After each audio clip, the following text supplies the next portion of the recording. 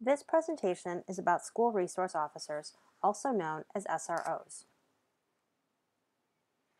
By the end of this presentation, you will be able to define an SRO, describe a brief history of SROs in schools, describe the multiple roles an SRO plays in a school, and delineate the boundaries between SRO and school officials in regards to student discipline and the law. SROs are sworn law enforcement officers who are ideally specially selected and trained to promote safety within schools. An SRO's primary role is to make the school a physically safe environment, thus fulfilling the foundational level of Maslow's hierarchy of needs for students.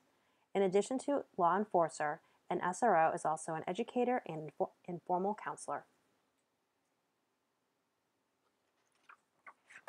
The history of school resource officers dates back to 1953, when a police officer in the city of Flint, Michigan was assigned to a school on a full-time basis. Similar to the role of SROs today, that first SRO in Flint was expected to advise teachers and counsel students, primarily about such issues as bicycle and traffic safety. Then in the 1960s and 1970s, illicit drug use exploded, especially in schools. This prompted many school districts across the country, in Florida, Nevada, and California, to name a few states, to have their own district-operated police departments. Illinois school districts are not allowed to have a district or school-run police departments, according to Illinois School Code. In the 1980s and 1990s, schools harnessed the educational contributions of SROs by implementing SRO-taught drug abuse resistance education, also known as DARE, and gang resistance education and training, also known as GREAT. The shooting massacres at Columbine High School in 1999 and Sandy Hook Elementary School in 2012, and now the recent one at Marjorie Stoneham Douglas High School in Parkland, Florida, have prompted the tax-paying public to view using SROs as a means to prevent physical violence in schools. Yes, the SRO is an emergency manager. The SRO will collaborate with school leaders to design and implement safety plans. The SROs will be the first responders on a school site in the event of an emergency. And the SRO is the liaison between the school and local law enforcement agencies. However, an SRO can and should be so much more to a school than just an emergency manager. This presentation will show the plethora of ways an SRO can strengthen a school community.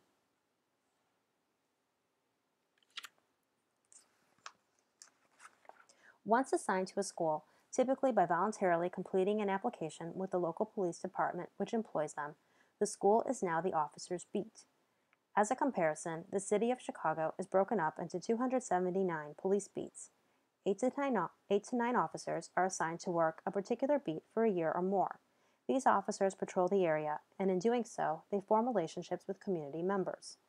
At his or her school beat, the SRO lends, quote, training, knowledge, and experience, unquote, to school administrators on how to handle situations of a law enforcement nature. The SRO also guides school officials on how to create and maintain, quote, a safe and secure environment, unquote. Swansea, Illinois, no date, paragraph 4. For example, the previous SRO at Kennedy Junior High School in Lisle, Illinois, advised the principal to add doors with locks in certain parts of the school building. So who funds and trains SROs? Typically, the local police department that is located in the same city, town, or village boundary as the school pays the SRO's salaries. Sometimes a combination of state and local school district funds will pay the SRO's salaries. Alternatively, a federal agency, such as the U.S. Department of Justice, which has an Office of Community-Oriented Policing Services, will pay the salaries of SROs. Regardless of how the position is funded, it is typically up to a local school district to decide whether or not to utilize an SRO. Furthermore, most SROs are supervised and evaluated by their supervisors at the police station. Specialized training for school resource officers is strongly recommended but not mandated in every state. Illinois does not mandate any training for SROs. Officer Kurt Lavarello, who became Fort Lauderdale's first SRO in 1986 and helped found the National Association of School Resource Officers, recommends that SROs receive training in state and federal school law and special education law. Lavarello recommends that SROs also learn how to be a police officer on a school site, since there is a, quote, huge difference between policing the streets and policing a school hallway, unquote, Trump 2010, paragraph 20. SROs should also learn how to plan for critical incidents, how to design school safety protocols, and crime prevention through environmental design. Are SROs considered school personnel? Regardless of the entity who funds and trains them, yes, Illinois School Code says so.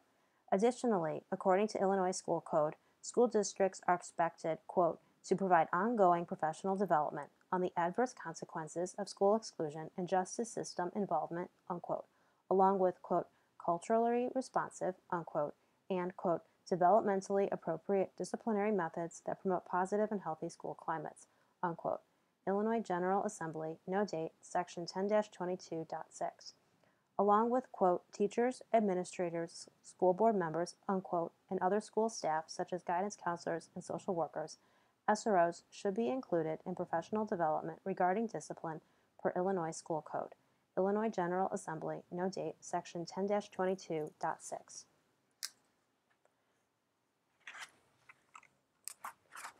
According to the National Association of School Resource Officers, an SRO has 3 roles: law enforcer, informal counselor, and educator.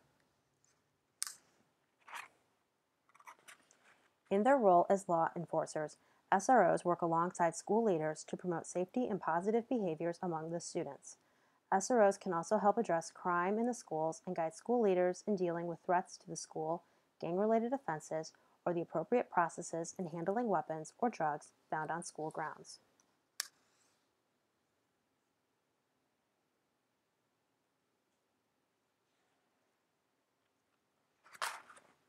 SROs are available to promote positive behaviors and build relationships with students. They can help de-escalate situations within the school and provide support, guidance, and agency connections for young people needing services.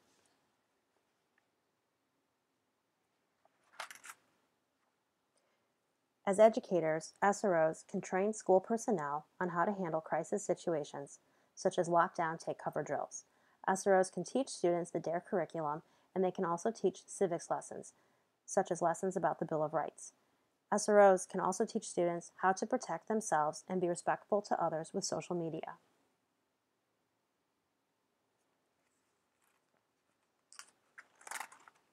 Do SROs discipline students? SROs can be witnesses when a student is questioned by school administrators during a disciplinary offense. With their law enforcement knowledge and objective to maintain a safe school, SROs can counsel school administrators on what consequences to issue. But SROs do not discipline. They are not the ones issuing school consequences.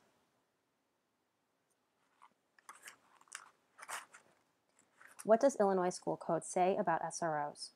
According to Illinois School Code, SROs should work to limit students' encounters with justice systems and collaborate with school officials to design and implement anti-bullying policies. SROs should receive training in the latest restorative justice measures, which are, quote, a continuum of school-based alternatives to exclusionary discipline, such as suspensions and expulsions, unquote. Illinois General Assembly, no date, section 27-23.7.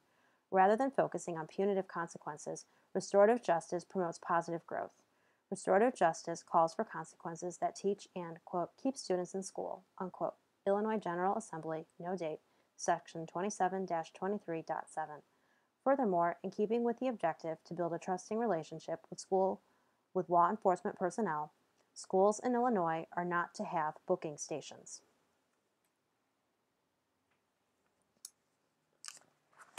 Are there any proposed changes to the role of SRO in Illinois School Code? As of February 18, 2018, there are no proposed changes or amendments. However, in January 2018, the Illinois Council of School Attorneys published new guidelines regarding the interviewing of students at school. More information about these new guidelines will come later in this presentation. There are several potential problem areas when police officers work in a school. Certainly, the dearth of mandated trainings for SROs contributes to these problems. The majority of states do not mandate training or regulations for SROs, and Illinois is one of these states.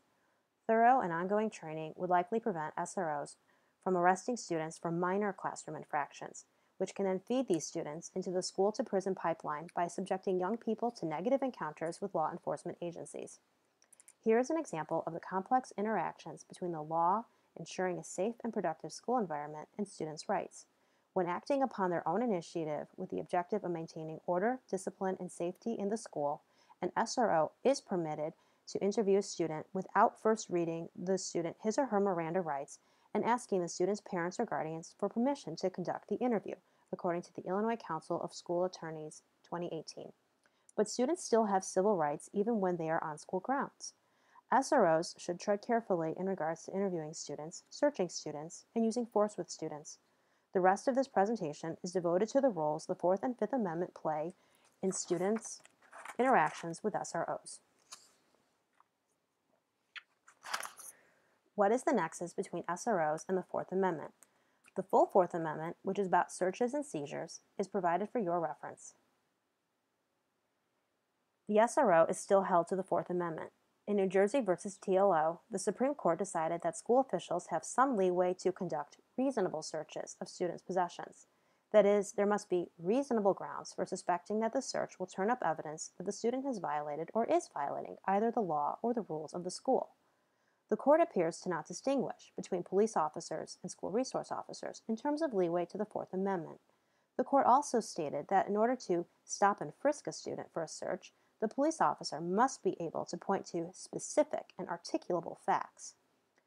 Furthermore, according to Illinois attorney Michelle Mebakiani-Wiley, when interviewed about the intensive questioning of a high school student by an SRO regarding photos on the student's phone, quote, "Students have civil rights," unquote, that they maintain even after they are on school grounds. Savini, 2017, paragraph 13. Best practice thus indicates that SROs should almost always refrain from searching and seizing students unless they have specific and articulable facts.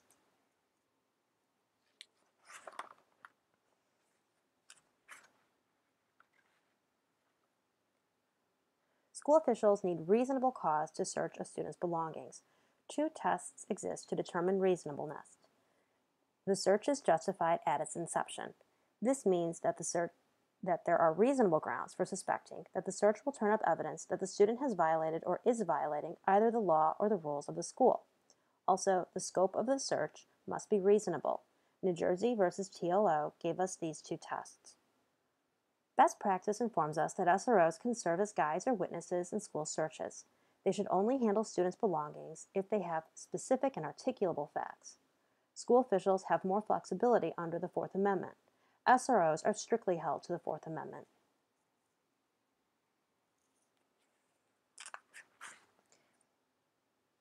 We often summarize the Fifth Amendment as the right to remain silent.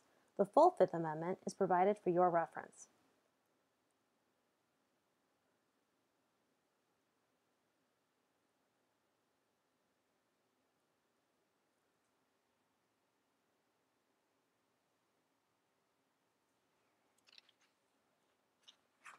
What is the nexus between SROs and the Fifth Amendment? That is, can SROs interview students? Yes, but there are boundaries. In January 2018, the Illinois Council of School Attorneys released revised guidelines for interviews of students by law enforcement authorities. You may retrieve the full PDF document via this website. And the website link provided at the end of this presentation will also provide a link to this document.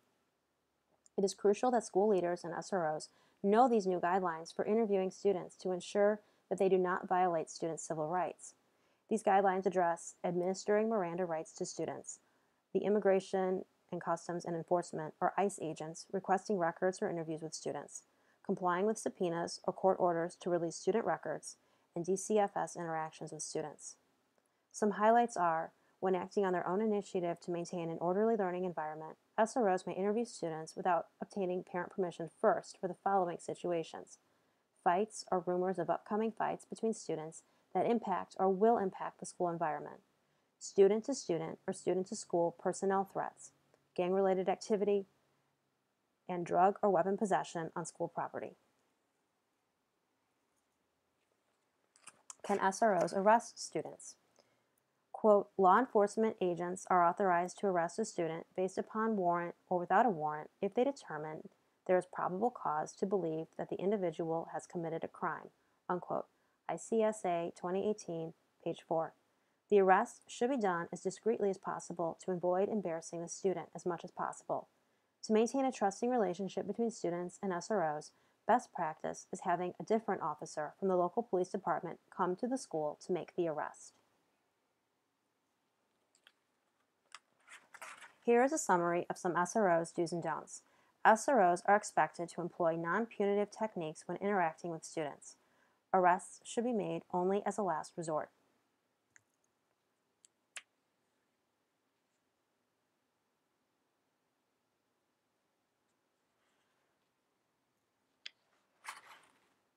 Why should schools have SROs? The priority of SROs in schools is student safety. By creating a safe learning environment, SROs promote the school mission, a positive school culture, and student learning.